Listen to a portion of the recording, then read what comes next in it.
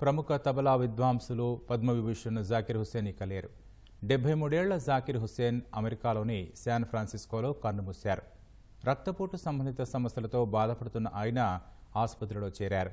చికిత్స పొందుతుండగానే ఆరోగ్యం విషమించడంతో తుదిశ్వాస విడిచారు. తబలా మాస్ట్రోగా ప్రఖ్యాతిగాంచిన జాకిర్ హుస్సేన్ 1951 మార్చి 9న ముంబైలో జన్మించారు.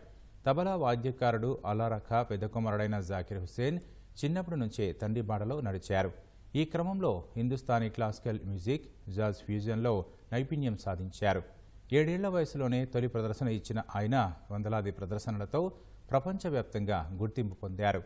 అనేక ఆల్బమ్లు సైతం చేసిన ఆయన 1980వ దశకంలో పలు చిత్రాలకు పనిచేశారు. 1990లో కేంద్ర ప్రభుత్వం నుంచి Sangeet Natak academy award, Sangeet Natak academy fellowship, 2018లో రత్న సదస్సును అందుకున్నారు.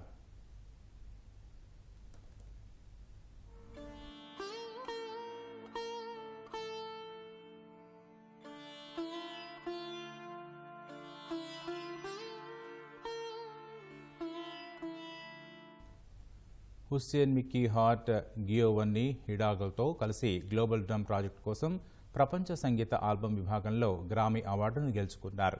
2024 ఫిబ్రవరిలో 3 గ్రామీలను కూడా స్వీకరించారు.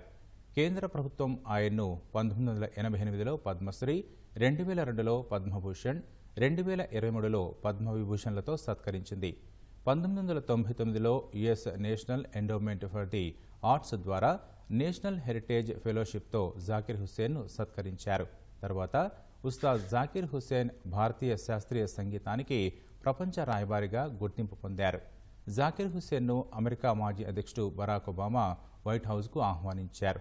తద్వారా తొలిసారిగా వైట్ హౌస్లోకి వెళ్లేందుకు ఆహ్వానం అందుకున్న తొలి భారతీయ సంగీతకారుడిగా జాకిర్ హుస్సేన్ గుర్తింపు పొందారు.